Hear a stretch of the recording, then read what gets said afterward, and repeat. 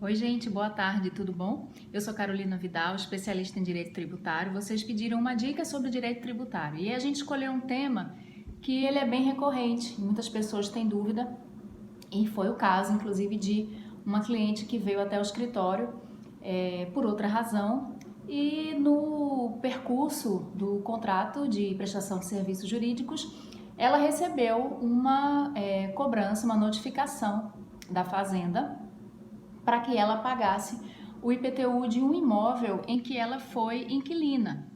E aí ela nos pediu uma ajuda para resolver a situação. Então, vamos falar sobre o IPTU, tá bom? Bom, primeiro lugar, de quem é a competência para cobrar o IPTU? Então, a gente vai lá para o artigo 156 da Constituição Federal, onde a gente vai ver que compete aos municípios. Então, a gente já sabe que a gente vai ter que olhar o Código Tributário Nacional e a legislação municipal com o Código Tributário daquele município. Então, eu vou trazer o assunto para Natal, Rio Grande do Norte, tá bom? Bom, Código Tributário Nacional, a gente vai ver lá no artigo 32, artigo 34, fato gerador e o sujeito passivo, quem é o contribuinte do IPTU. Então, a gente vai ver que é mais ou menos o mesmo conceito, que tem que ser proprietário, tem que ter domínio útil ou tem que ter a posse a qualquer título. Esse é o sujeito passivo do IPTU. Consequentemente, o fato gerador é toda a propriedade, domínio útil ou posse a qualquer título, certo? Então, quando a gente vai para esse conceito, a gente fica perguntando: e o locatário, o inquilino, ele paga o IPTU ou não paga o IPTU? Então, vamos separar sob dois prismas. Pelo prisma do contrato particular com o locador, pode-se estabelecer sim uma cláusula em que ele fique responsável, o inquilino fique responsável pelo pagamento do IPTU. Mas aí a pergunta é, sobre o outro prisma, caso aquele IPTU não seja pago, a fazenda pode cobrar do proprietário e do inquilino? Então, assim, na prática pode, porque foi o que aconteceu com a nossa cliente, né? Poder pode. Por quê? Porque não importa para a fazenda aquela relação de direito privado, aquela contratação de quem vai pagar, quem não vai pagar. O que importa é a lei tributária, o Código Tributário e a legislação do município, no caso do IPTU, por ser da competência do município, saber quem é o sujeito passivo. Então, se na lei diz que o sujeito passivo que no caso de Natal, né, se a gente for para a Lei 3.882 de 1989, que sofreu várias alterações, e a gente for lá para o artigo 21, a gente vai ver que ela praticamente repete, só fazendo uma diferença, dizendo o seguinte, que eu vou ler para vocês. Aqui, artigo 21, contribuinte. Contribuinte do imposto é o proprietário do imóvel, o titular do domínio útil ou o seu possuidor a qualquer título. Artigo 22. É considerado responsável pelo imposto quando do lançamento qualquer dos possuidores, direto ou indireto, sem prejuízo da responsabilidade solidária dos demais. Certo?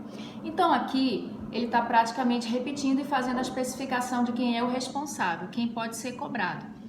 E aí a gente fica naquela dúvida, o inquilino, ele tem a posse direta? Então existe uma divergência na doutrina se o locatário teria posse direta ou se ele seria um mero detentor. Então, o que a gente vê é que existe essa discussão doutrinária, mas se a gente for para a jurisprudência do STJ, e aí eu vou citar alguns julgados para vocês, a gente vai ver que o locatário, o inquilino, ele pode até ficar obrigado no contrato particular a efetuar o pagamento do imposto, mas pelo artigo 123 do Código Tributário Nacional, aquela pactuação privada, ela não alcança a fazenda se a lei não dispuser da mesma maneira. Então, o que aconteceu com a minha cliente? Ela era inquilina, ela foi cobrada, mas ela não deve pagar esse IPTU. A fazenda, ela não sabe se você é o inquilino. Ela vê lá o nome que tem no cadastro e ela sai cobrando de todo mundo, porque ela pode escolher de quem ela quer cobrar. Então ela vai cobrar de quem ela quiser ou de todos aqueles que ela entende que seriam solidariamente responsáveis. Cabe a você, advogado, orientar bem o seu cliente e informá-lo que, quando ele for locatário, ele não é sujeito passivo do pagamento do imposto sobre propriedade territorial urbana, ok? Por quê? Porque quem é locatário, como eu falei, não tem essa posse que tem esse ânimos definitivo de ser considerado sujeito passivo.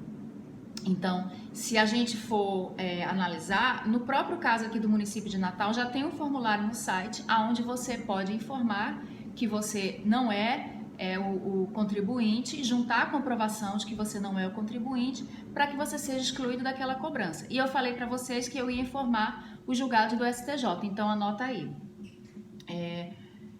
O ARRESP 789-835 de São Paulo, data de publicação 12/11/2015, e o RESP 1.736.428 do Rio Grande do Sul, data da publicação 21 de novembro de 2018. Se vocês quiserem mais, temos ainda o agravo interno no ARRESP 1.644.014 de São Paulo, data da publicação 17/9/2020. O agravo interno no recurso especial 1.755.061 do Rio Grande do Sul, data da publicação 22 de abril de 2015. Tem também o tema 122, que é bem importante a gente olhar quando é o caso de contrato de compromisso de compra e venda. Nesse caso, comprador e vendedor ambos são responsáveis pelo pagamento do tributo, certo? Então, neste caso que a gente está tratando, o inquilino, ele não é sujeito passivo, a não ser que a lei assim o defina, né? E não é o caso. Então, como há essa questão pontual que geralmente obriga o inquilino a pagar pelo contrato particular com o locador, as pessoas pensam que ele está obrigado perante a fazenda. Na verdade, essa posse do locatário, ela não tem o ânimos definitivo, ela não tem o ânimos de usufruir e gozar com todos os direitos inerentes à propriedade. Apesar de ser considerada uma posse direta, que é onde você tem quase todos os poderes do proprietário, mas, segundo o STJ, o inquilino, o locatário, ele não é sujeito passivo para o pagamento do imposto sobre a propriedade territorial urbana, ok? Então, a gente espera ter ajudado a esclarecer essa dúvida. E se você acha que tem alguém que gostaria dessa informação, compartilha. E até a próxima dica jurídica da sexta. Um beijo, fiquem com Deus e até a próxima dica. Tchau!